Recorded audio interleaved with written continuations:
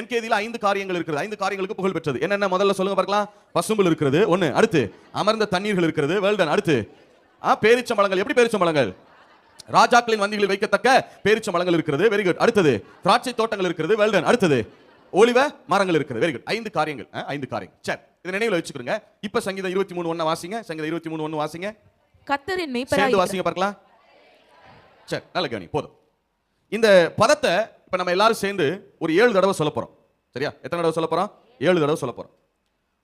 ஒவ்வொரு விஷயம் சொல்லுகிற போதும் அதனுடைய சத்தத்தை இன்க்ரீஸ் பண்ணிட்டே போகணும். முதல் தடவை சொல்லிட்டு செகண்ட் டைம் சொல்லுகிற போது சத்தம் இன்னும் கொஞ்சம் என்ன செய்யணும்? இன்க்ரீஸ் ஆகணும். செகண்ட் டைம் சொல்லிட்டு தேர்ட் டைம் போகிற போது இன்னும் கொஞ்சம் சத்தம் என்ன செய்யணும்? இன்க்ரீஸ் ஆகணும். தேர்ட்ல இருந்து ஃபோர்த் போறப்ப இன்னும் கொஞ்சம் சத்தம் இன்க்ரீஸ் ஆகணும். அதை வாசிக்கிறப்ப சொல்றப்ப சும்மா கர்த்தர் என் மேய்ப்பரா இருக்கிறார் அப்படி சொல்லக்கூடாது. கர்த்தர் அந்த பதத்துக்கு அழுத்தம் கொடுக்கணும். சரியா? கர்த்தர் என் மேய்ப்பரா இருக்கிறார். எப்படி சொல்லணும் சொல்லுங்க பார்க்கலாம். சரி, வரிசையா நான் நம்பர் சொல்ல சொல்ல நீங்க சொன்னா போதும். சரியா? ரெடியா இருக்கீங்களா? எத்தனை பேர் ஆமென் சொல்ல முடியும்? சரி, இப்போ கவனிங்க. The first time சொல்லுங்க பார்க்கலாம். The second time, the third time, the fourth time, the fifth time, the sixth time. 7வது தடவை நீங்க இப்ப சொல்ல வேண்டாம்.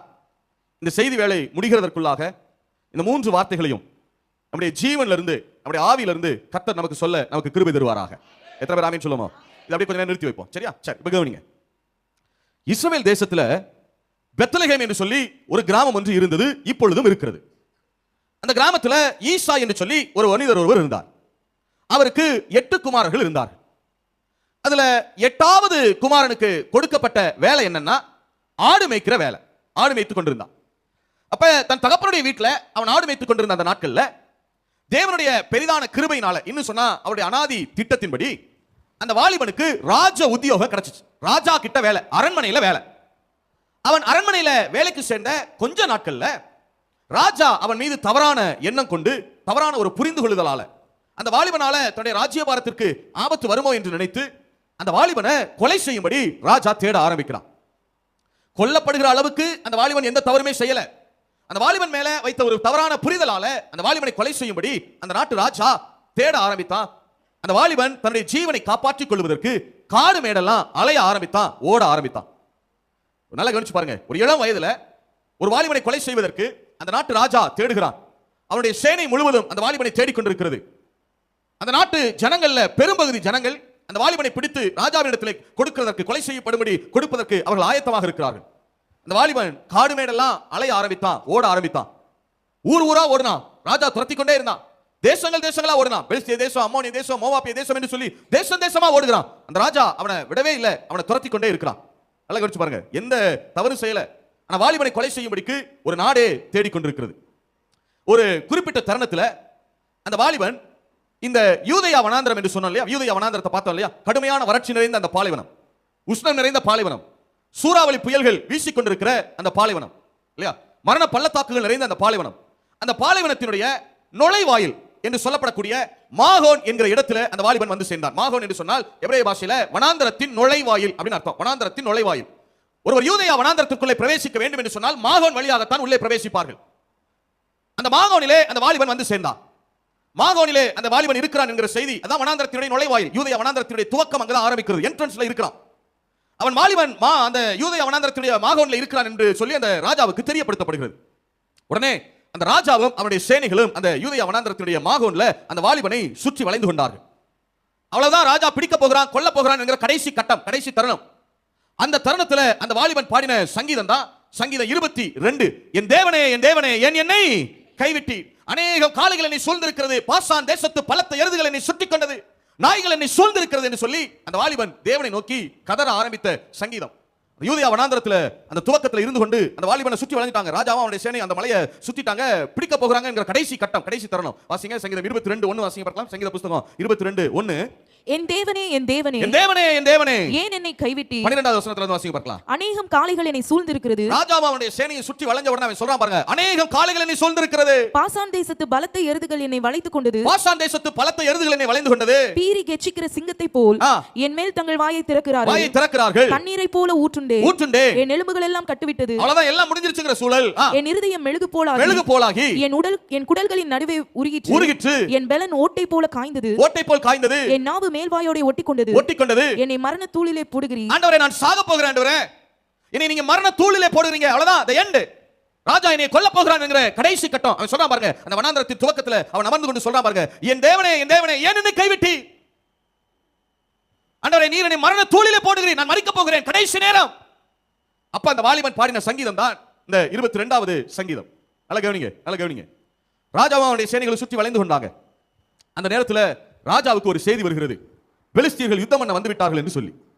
உடனே ராஜா அந்த வாலிபனை கொலை செய்கிற முயற்சியை அப்படியே விட்டுட்டு பெலிஸ்தரோடு யுத்தம் பண்ணுகிறதற்கு போய்விட்டான். அந்த வாலிபன் அந்த இடத்துல தனித்து இருக்கிறான். அவனோடு இருந்த எல்லாரும் சிதறி ஓடிட்டாங்க. ஒரு 400 வீரர்கள் அவனோடு இருந்தாங்க. எல்லாரும் சிதறி ஓடிட்டாங்க. அதனால தான் அந்த இடத்துக்கு சேலா அமாலிகோத், சிதறி ஓடி போகுதலின் பாறை என்று பெயர் வைத்து எல்லாரும் அவனை விட்டு ஓடி போயிட்டாங்க. எல்லாரும் ஓடி போயிட்டாங்க. அவன் சங்கீதத்தில் சொல்லும்போது சொல்கிறான், ஆண்டவரே, இந்த வனாந்தரத்திலே பாரோ, என் வலதுபுறத்திலே பாரோ, ஒருவரும் இல்லை, என் இடதுபுறத்திலே பாரோ, ஒருவனையும் காணே. எல்லாரும் சிதறி ஓடிட்டான். இந்த வாலிபன் மாத்திரம் இந்த வனாந்தரத்தின் துவக்கத்தில் நின்று கொண்டிருக்கிறான். அவனுக்கு முன்பாக 2 வழிகள் இருக்கிறது. 2 வழிகள். அவன் வனாந்தரத்துடைய என்ட்ரன்ஸ்ல நிக்கிறான். ஒன்னு, ராஜா போன அதே பாதையில இவனும் திரும்பி போயாக வேண்டும், இல்லைனா யூதேயா வனாந்தரத்திற்குள்ளே பிரவேசிக்க வேண்டும். 2 தான் அவனுக்கு வழி. தன் ஜீவனை காப்பாற்றிக் கொள்ள ஒன்னு ராஜா போன அதே பாதையில இவனும் போயாகணும், இல்லாவிட்டால் யூதேயா வனாந்தரத்திற்குள்ள போகணும். ராஜா போன அதே பாதையில போனா ராஜா என்ன நேரம் திரும்ப வந்து அந்த வாலிபனை பிடித்து கொண்டு போடுவதற்கு வாய்ப்பு இருக்கிறது. சோ அந்த வாலிபனுக்கு வேற வழியே கிடையாது, அவன் யூதேயா பாலைவனத்திற்குள்ளே பிரவேசித்தாக வேண்டும். தன் ஜீவனை காப்பாற்றிக் கொள்ள வேண்டும் என்று சொன்னால் அவன் யூதேயா பாலைவனத்துக்குள்ள போயாகணும். யூதேயா பாலைவனம் சாதாரண பாலைவனம் அல்ல, கொலை பாலைவனம், தி கில்லர் டெசர்ட். உள்ள போனா ஆளை கொன்னுரும். நல்ல வனாந்தர பயணங்கள்ல தேறினவர்களே உள்ள போறது போய் வெளியே வர்றது கஷ்டம். இந்த வாலிபன் இதற்கு முன்பாக அந்த வனாந்தரத்துக்குள்ள போனது கிடையாது, பிரவேசித்தது கிடையாது. ஆனா இவனுக்கு வேற வழி கிடையாது.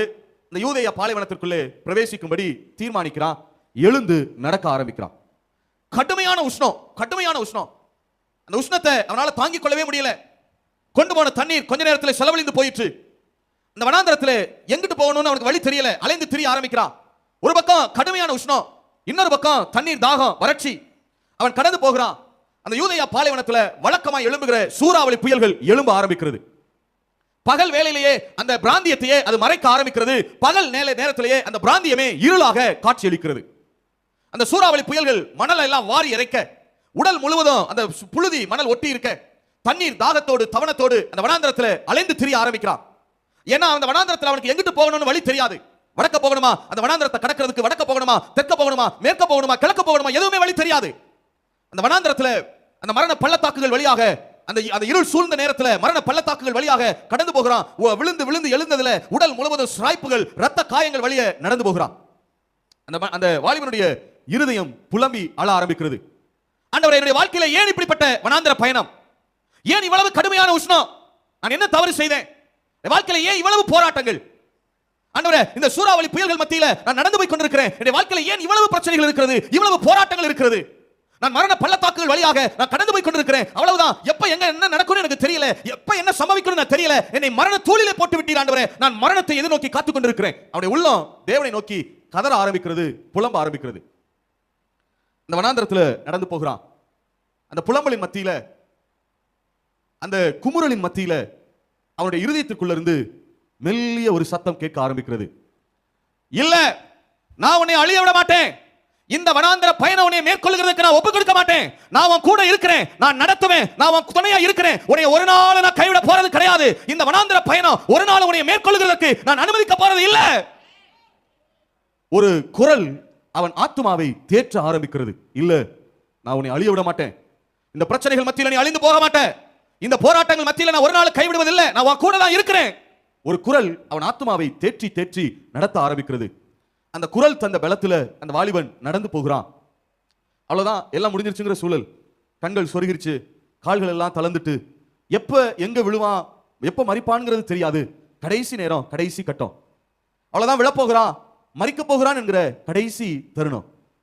அப்ப திடீரென்று சொல்லி சூழல் மாற ஆரம்பிக்கிறது. எங்கிருந்தோ மெல்லிய குளிர்ந்த காற்று வீச ஆரம்பிக்கிறது. அந்த வாலிபன் கண்களை திறந்து பார்க்க ஆரம்பிக்கிறான். அவனுக்கு முன்பாக அந்த என்கேதியினுடைய அமைதியாய் பொங்கி வழிகிற அந்த நீரூற்று அமைதியாய் பொங்கி ஓடிக்கொண்டிருக்கிறது. அந்த வாலிபன் வேகமா ஓடுகிறான்.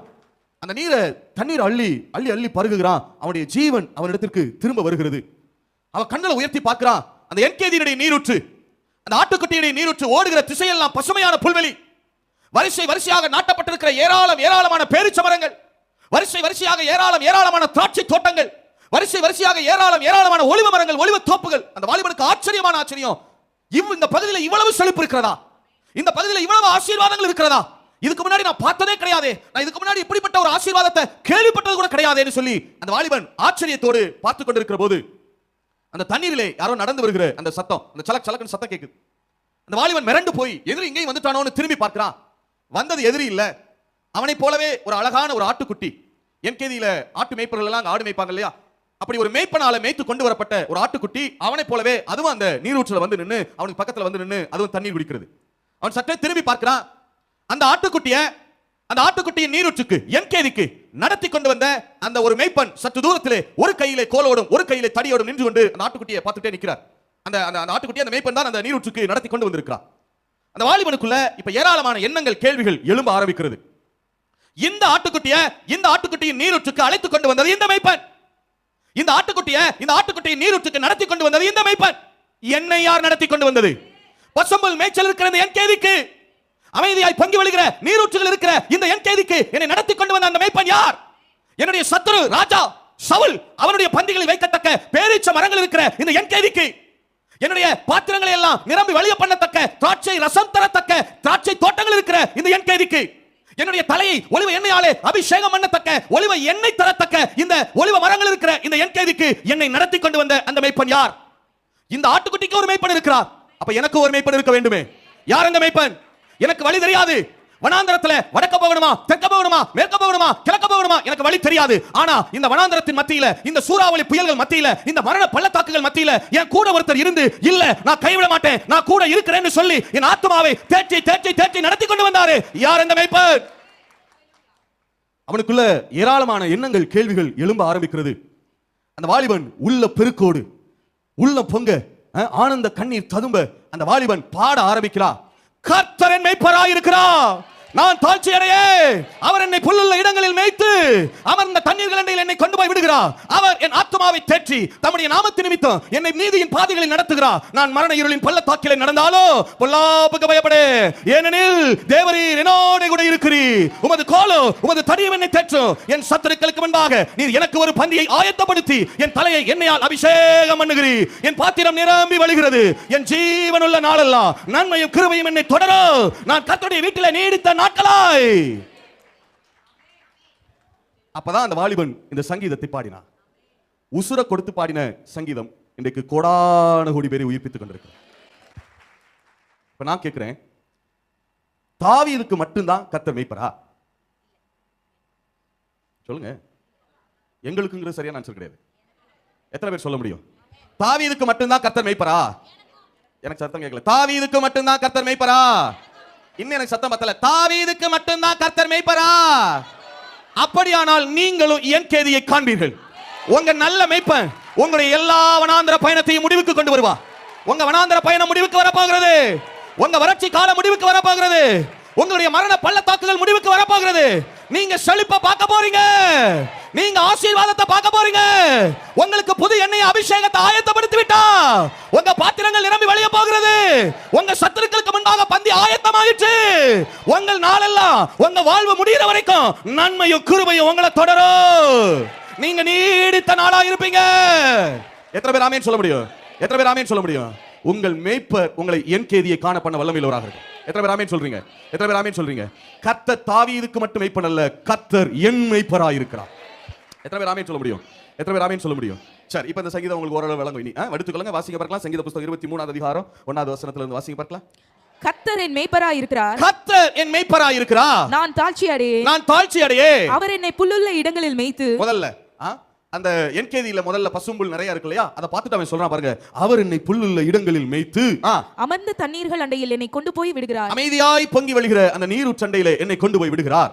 அவர் என் ஆத்துமாவை தேற்றி, அவர் என் ஆத்துமாவை தேற்றி. சரி, கவனிங்க பிரதர், நீங்களும் சொன்னீங்க கர்த்தர் தாவீதுக்கு மட்டும் மேய்ப்பன் அல்ல, அவர் யாருக்கு மேய்ப்பனாக இருக்கிறார்? எனக்கு மேய்ப்பனாக இருக்கிறார். நீங்க வனாந்தர பயணம் முடிய போகிறது, உங்க வறட்சி காலம் முடிய போகிறது. கர்த்தர் உங்களை என்கேதிய ஒரு மாபெரும் செழிப்பு ஆசீர்வாதத்தை காண பண்ண போகிறார். உங்க சூறாவளி புயல்கள் முடிய போகுது, வறட்சி காலம் முடிய போகுது, மரண பள்ளத்தாக்கள் முடிய போகுது. நீங்க சொன்னீங்க, ரொம்ப சந்தோஷமா இருக்கு, கேட்கறதுக்கு நல்லா தான் இருக்கு. ஆனா உண்மையாகவே கர்த்தர் என்னுடைய மேய்ப்பராய் இருந்து அவர் என்னை நடத்தி கொண்டிருக்கிறாரா? எப்படி தெரிந்து கொள்வது? உண்மையாகவே கர்த்தர் என்னுடைய மேய்ப்பராகத்தான் இருக்கிறாரா? அவர் தாவீதுக்கு மட்டுமல்ல, கர்த்தர் எனக்கும் மேய்ப்பராய் இருக்கிறார் என்பதற்கு என்ன உத்தரவாதம்? அவர் என்னை என்கேதியை நோக்கி நடத்தி கொண்டிருக்கிறார். என் வனாந்திர பயணம் முடிய போகிறது. என் வறட்சி கால உஷ்ண காலம் முடிய போகிறது. கர்த்தர் எனக்கு என் சத்துருக்கள் பார்க்க பந்தியை ஆயத்தப்படுத்தி விட்டார். ராஜாக்களுடைய பேரிச்சம்பளங்கள், ராஜாக்களுடைய ஆசீர்வாதங்களை நான் அனுபவிக்க போகிறேன். என் தலையை புது எண்ணெயினாலே அபிஷேகம் பண்ண போகிறார். ஆவிக்குரிய ஜீவியம் அடுத்த லெவலுக்கு போக போகிறது. என்னுடைய பாத்திரங்கள் எல்லாம் திராட்சை ரசத்தினாலே நிரம்பி வழிய போகிறது. என் ஜீவனுள்ள நாளெல்லாம் நன்மையும் கிருபையும் எனக்கு கிடைக்க போகிறது. என் ஆயுசு நாட்கள் நீடித்த நாட்களாக இருக்க போகிறது. என்ன உத்தரவாதம்? எதை வச்சு சொல்றீங்க?